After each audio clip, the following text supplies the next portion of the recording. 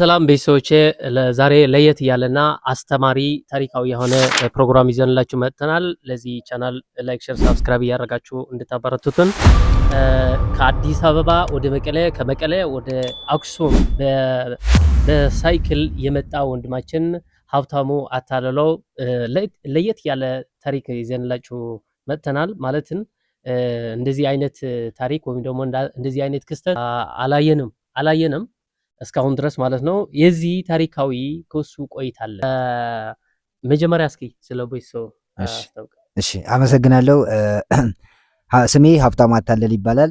ተወልጄ ያደኩት ጎንደር በጎንደር ማለት በአማራ ክልል ጎንደር ደቡብ ጎንደር ዞን ንፋስ መውጫ ከተማ ነው። 1 እስከ 8ኛ ክፍል ንፋስ መውጫ ዛንቲ አንደኛ ደረጃ ትምህርት ቤት ተማርኩኝ። ሁለተኛ ደረጃ ትምህርት ቤት 9 እና 10 ማለት ነው። ንፋስ መውጫ አጠቃላይ ሁለተኛ ደረጃ ትምህርት ቤት ተማርኩኝ። ከዛም ወደ ደብረ ታቦር በማቅናት የመምህርነትን ስልጠና ወስጄ ዲፕሎማ በሂሳብ ዲፕሎማ አግኝቻለሁ ማለት ነው። ከዛም ወደ አዲስ አበባ በማቅናት የተለያዩ ስራዎችን ሰርቻለሁ።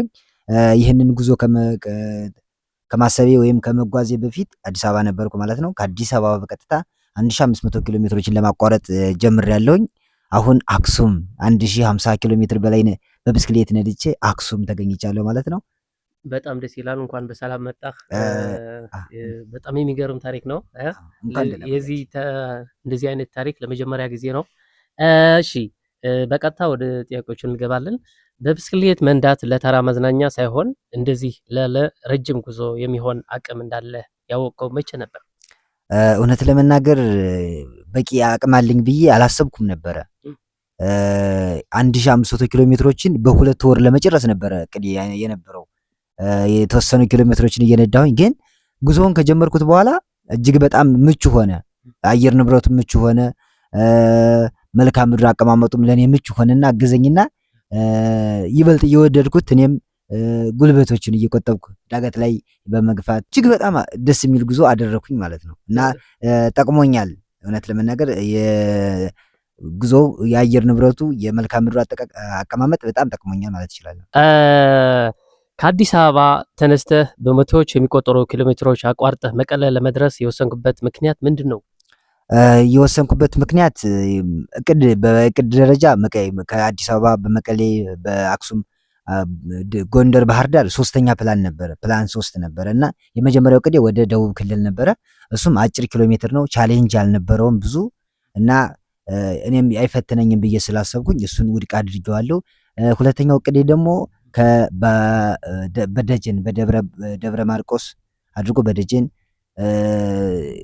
ባህር ዳር መግባት ነበረ። እሱ ደግሞ ካለው ጸጥታ አንጻር ነባራዊ ሁኔታ እና የአባይ በርሃን አለው አሁን ባለው የአየር ንብረት መውጣት እጅግ በጣም ከባድ ስለሆነ 3ኛውን ፕላን መርጫለሁ ማለት ነው። ይሄኛውን 3ኛውን ፕላን መርጫለሁ ማለት ነው። ይሄ አንደኛው ነው ወደ መቀሌ ያረከው ጉዞ አንደኛው ጉዞ ነው ማለት ነው። አዎ የመጀመሪያው ደስ ይላል። በዚህ የ19 ቀን ብቸኝነት የበዛበት ጉዞ ቀደም ሲል ስለራስህ የምታውቀው ምን አዲስ ማንነት ወይም ደግሞ ችሎታ ነበር?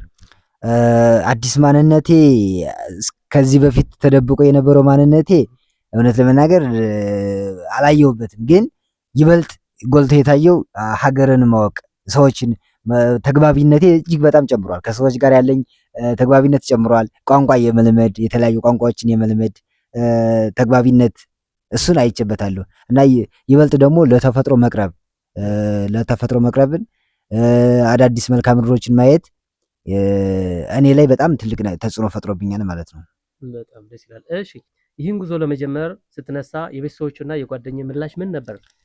ጉዞውን ለመጀመር ሳስብ ከቤተሰብና ከጓደኞቼ ጋር እንቅፋት ገጥሞት ነበረ። አትሂድ፣ ጥሩ አይደለም፣ አየሩ ነባራዊ ሁኔታ ሀገሪቱ ያለችበት ሁኔታ ጥሩ አይደለም ብለውኝ ነበረ። ግን እኔ ብዙ መረጃዎችን በመሰብሰብና ሂዶ በማሳየት አሳምኛቸዋለሁ ማለት ነው። በጣም ደስ ይላል። ማለት አትሄድም ምናምን ችግር ይገጥማል ምናምን ብሎ ነበር ማለት ነው። አንተ ግን ቆርጠህ ተነስተህ መቀሌ ድረስና አክሱም ደርሳል። በጣም ደስ ይላል። ለረጅም ሰዓታት ለብቻ ብስክሌት ስትነዳ ምን ታስብ ነበር? ጉዞም አስተሳሰብ በውስጣውና ሰላም ላይ ያመጣው ሁኔታ ምን አለ? ብቸኝነት አይሰማኝም ነበረ ማለት በየደረስኩባቸው ቦታዎች አዳዲስ ሰዎችን ስለማወቅ ልክ ቤተሰብ አዲስ ሰዎችን ስለምተዋወቅ ትልቅ ጓደኛችን አፍርቻለሁ። ሰፋ ያለ ቤተሰብ ውስጥ እየተቀላቀልኩ ስለሆነ ብቸኝነት አይሰማኝም ነበረ እና እጅግ በጣም ደስ እያለኝ ነበረ ሲሄድ የነበረው እና አሪፍ ነበረ ጉዞ። በዚህ የ19 ቀናት ውስጥ ይሄ ጉዞስ ይበቃኛል መመለስ አለብኝ ብለህ ተጠራጠርክበት በጣም ከባድ ቀን ነበር? እሱ አዎ ነበር። ጉዞውን መመለስ አለብኝ ብዬ ያልኩበት ወቅት ነበረ። ያው ብስክሌቷ እንደምታየው ከጀርባ ተሳቢ አላት። ከጀርባ ተሳቢ አላትና እሱ ተሳቢ ተቆረጠ። መንገድ ላይ ተቆረጠና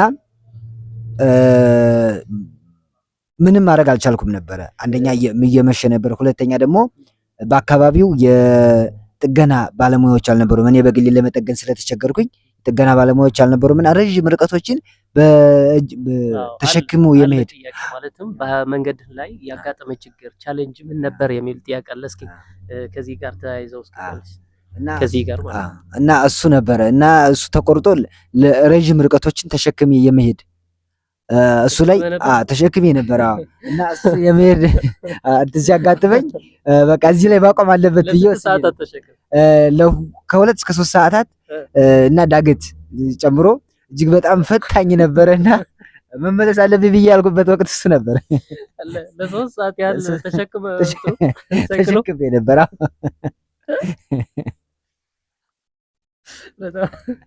በጣም ታሪካው ነው። እሺ ተጨማሪ በመንገድ ላይ ያጋጠመ ተጨማሪ አለ? በመንገዴ ላይ ሌላ ተጨማሪ የመውደቅ አደጋ ደርሶብኛል።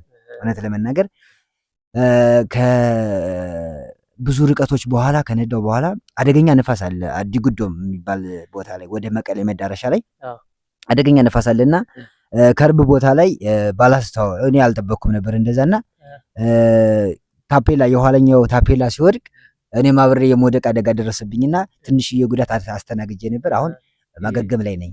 አየር ንብረቶቹ ትንሽ ተቀራራቢ ናቸው። ሞቅታ አለባቸው። አብዛኛውን ቦታ ይሞቃሉ። ተመሳሳይ አየር ንብረት ነው ያላቸው። ግን አንዳንድ ቦታዎች ላይ እጅግ በጣም ፈታኝ ንፋስ ያጋጥመኝ ነበርና ንፋሱ ሲያስቸግረኝ ነበረ። አልፎ አልፎ ይከሰት ነበር እሱ ንፋስ ከአዲስ አበባም የጀመረ ነበርና ቻሌንጆች ነበሩ። አሪፍ። እሺ የሌሊት እረፍትህን የት የምታደርገው? ካደረክባቸው ቦታዎችም ሁሉ ፈጽሞ የማይረሳና አስገራሚ ቦታዎች ወይም አሉ? እሺ አዎ የሌሊት ማለት ከእኔ ጠዋት 12 ሰዓት እስከ ቀን 12 ሰዓት ነው የጉዞውን ፕላን እያማወጣውማ የምጓዘው። ከነዚህ ቦታዎች ውስጥ አንድ ቀን አልጋ የማጣትና ወደ ሃይማኖት ተቋማት ቦታውን አርመኒያ የምትባላለች ከደብረ ሲና ወርደን አርመኒያ የምትባል ቦታ አለች እና እሱ ላይ ቦታ የአልጋ የማጣትና ወደ ሃይማኖት ተቋማቶች ቤተክርስቲያን ሄጄ የማደር እንትን አጋጥሞኝ ነበር። እሱ አዳር እንደውም በጣም አሪፍ ነበረ እውነት ለመናገር። ወደ ገጠር ወጥተህ ነው ቤተክርስቲያን ላይ አደርኩኝ። እኔ ዛኑ ቀን ቤተክርስቲያን ላይ አደርኩ። ከዛ በኋላ እጅግ በጣም ሰላማዊ ነበረ፣ አሪፍ ነበረ። በሰዓቱም ደግሞ የማህሌት ፕሮግራም ስለነበረ ለኔም ሃይማኖታዊ ኦርቶዶክስ ስለሆነ እዛ ተጠግቼ እጅግ በጣም ሰላማዊ ደስ የሚል የማይረሳ ምሽት አሳለፍኩ ማለት ነው። የኦርቶዶክስ ተከታይ ነው? አዎ የኦርቶዶክስ እምነት ተከታይ ነኝ። አሪፍ ደስ ይላል።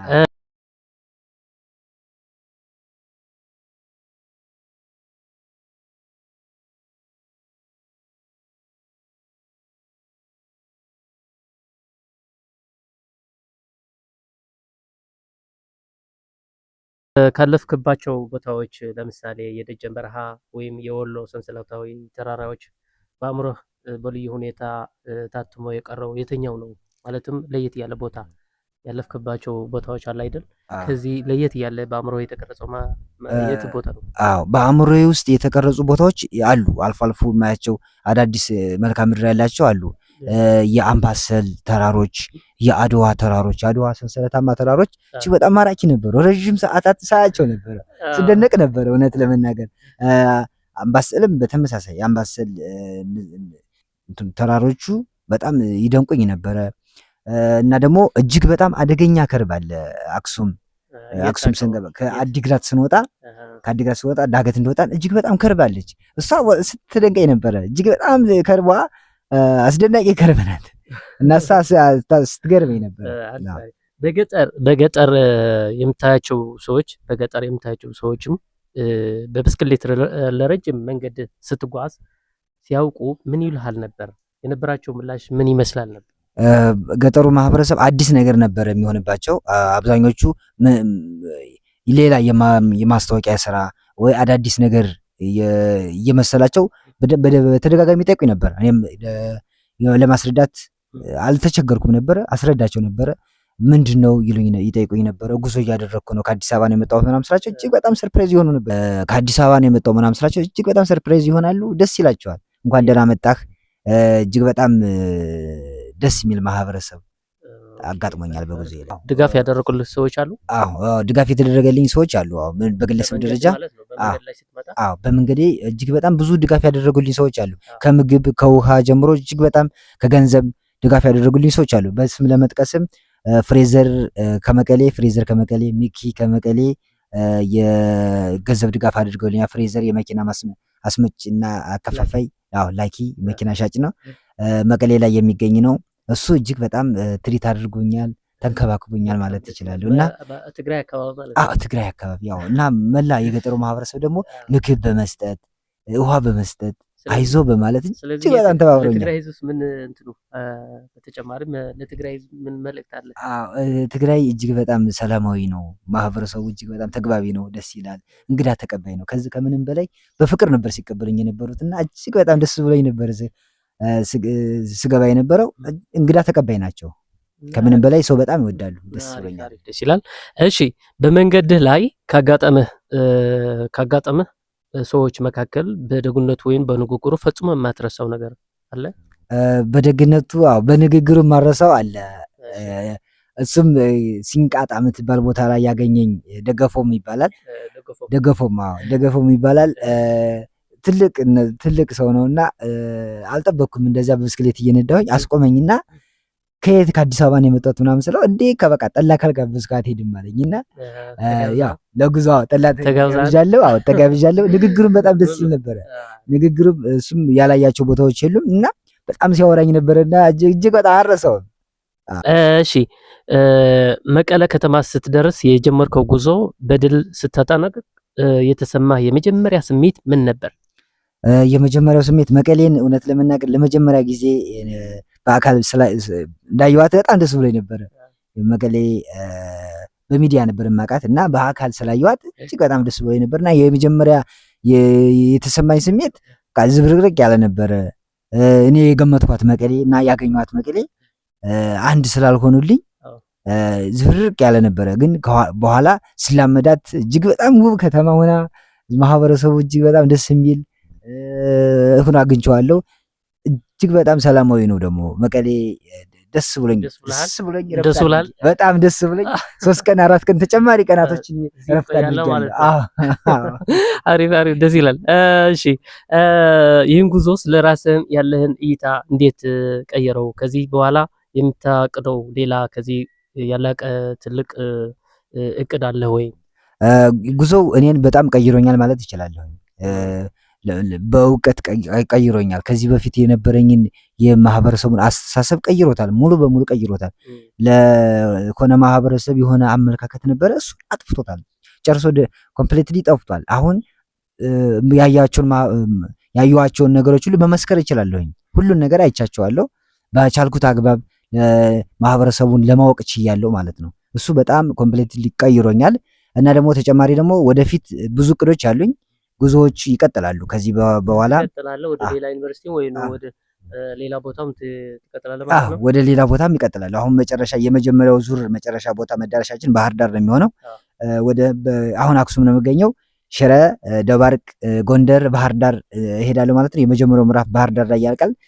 ምዕራፍ 2 እና 3 4 ድረስ በመላው ኢትዮጵያን ስለምዞር ይቀጥላሉ ማለት ነው። በተጨማሪስ ወደ ሌላ ማለት ታሪካዊ የሆኑ ቦታዎች አሉ አይደል? ዩኒቨርሲቲ ብቻ ሳይሆን ሌላውም ገቨርንመንታል ብቻ ሳይሆን ሌላ ታሪካዊ የሆኑ ቦታዎች ለመጓዝ እንትን እቅድ አለ? እቅድ አለኝ። አዎ በጉዞዬ ላይ እያየኋቸው የመጣሁት የታሪካዊ ቦታዎች አሉ። በዛም የዩኒቨርሲቲዎችንም እንትኖች ሁኔታዎች እያየሁኝ ነው። መቀሌ ዩኒቨርሲቲ ነበርኩኝ። አሁን አክሱም ዩኒቨርሲቲ ይገኛለሁ ማለት ነው። ታሪካዊ ቦታዎችን እግረ መንገዴን እያየሁኝ ነው። በዋናነት ለምሳሌ ያክል የአክሱም ጽዮንን ማየት ችያለሁኝ። አክሱም ጽዮን አይቻለሁኝ። በጉዞዬ ላይ የነበረው ደግሞ አልነጃሽን አይቻለሁኝ ማለት ነው። በሙስሊም ታሪክ ውስጥ ትልቅ ስፍራ ያለው አልነጃሽን አይቻለሁኝ። ውቅሮ የሚገኘውን ውቅር ቤተክርስቲያን አይቻለሁ። ቂርቆስን ውቅሮን አይቻለሁኝ እና በጉዞዬ ላይ ያሉትን ቤተክርስቲያኖች፣ የሃይማኖት ተቋማቶች በተለይ ቀረብ ብዬ የማየት እድሉ አጋጥሞኛል ማለት ነው። አያለሁኝ። በጣም ደስ ብሎሃል? በጣም ደስ ብሎኝ ነው ያየሁት። አሪፍ። እስኪ በጣም የሚገርም ነው። ከአዲስ አበባ ወደ መቀሌና ከመቀሌ ወደ አክሱም ቀጣዩን ወደ ሌላ ጉዞ አለ አይደል? በጣም ለየት ያለ ጠንካራና ለየት ያለ ታሪክ ነው። ለዚህ በአጠቃላይ እስኪ የምታስተላልፈው እንትኑ መልእክት ካለ ማለት ነው። እሺ ማስተላልፈው መልእክት በቅድሚያ ያው ድሉን ስለሰጠኝ እጅግ በጣም አመሰግናለሁ ማለት ፈልጋለሁ። ያው ምስጋና ፕሮግራም ዘለሆነ ማለት ነው። ድጋፍ ሲያደርጉልኝ የነበሩ አካላቶች በሙሉ እነሱን አመሰግናለሁ እና ጉዞውን ሳደርግ የነበረው በግሌ ነው። እውነት ለመናገር የትኛውንም የመንግስትና የተቋማት ድጋፍ አላገኘውም። በግሌ ነው ሳደርግ የነበረው። አሁንም ድጋፍ ያስፈልገኛል። እሱን ድጋፍ ባገኝ ደስ ይለኛል። ወደፊት ለኔ ይረዳኛል እና ድጋፎች ቢቀጥሉ ደስ ይሉኛል። ከምንም በላይ ደግሞ ጉዞውን እጅግ በጣም ወድጄው እያደረኩት ስለሆነ አሁን ላይ በጉዞ በጣም ደስተኛ ነኝ። ስለዚህ ጉዞውን መቀጠል እፈልጋለሁ። ትቀጥላለህ? ጉዞውን ገና ታሪክ ትሰራለህ። ከዚህ ታሪክ የበለጠ ታሪክ ትሰራለህ ማለት ነው። እውነት ነው። እሺ አሪፍ፣ ደስ ይላል። እስኪ ለማህቶት ሾው ቤተሰቦች ምን ትላለህ? እሺ ማህቶት ሾው ማህቶት የዩቲዩብ ቻናልን ተከታተሉ። አዳዲስ ነገሮችን ታገኙበታላችሁ። እጅግ በጣም ተወዳጅ አስተማሪ ፕሮግራሞችን ይዞላችሁ ይቀርባል ማለት ነው። ከነዛ መካከል እኔም እድለኛ ሆኜ የዚህ ማህቶት ትግርኛ እንትን አማርኛ እንዴት አየው ማለት ነው። እኔ ትግርኛ ነው የምናገረው በርግጥ እና እንዴት አየው ንግግሬ? አማርኛ እጅግ በጣም ቆንጆ ነው፣ አሪፍ ነው፣ ደስ ይላል። አማርኛ በጣም ደስ ይላል። ጎበዝ፣ እንደ ግልጽ ነው።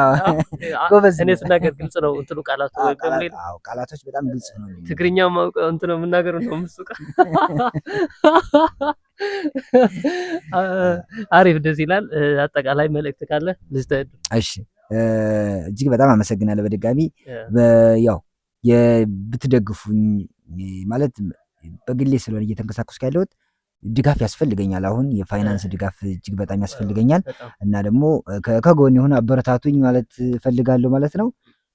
ከዚህ በፊት ያደረጋችሁልኝ ድጋፍ ያደረጋችሁልኝ ሁላችሁንም አመሰግናለሁ ማለት ፈልጋለሁ። ቤተሰቦቼንም ማመስገን እፈልጋለሁ ማለት ነው። ሁሉ ጓደኞቼን አመሰግናለሁ። ከዚህ በላይ ታሪክ እንደምሰራ እርግጠኛ ነኝ። አመሰግናለሁ በጣም። አሪፍ፣ በጣም ደስ ይላል። ይሄ በጣም አስተማሪና ታሪካዊ የሆነ እንትኑ ታሪክ ስለ አካፈልከን በጣም እናመሰግናለን። በሰዎቼ ለዚህ ወንድማችን ደሞኒ የቻላችሁት እንትኑ እገዛ እንድታደርጉለት ማለቱም ወደ ቀጣይ ጉዞውን በርቶ እንዲጓዝና ስለዚህ ከጎኑ እንድትሆንና ከሀብታሙ ጋር የነበረን ቆይታ ለዚህ ነበር። እናመሰግናለን።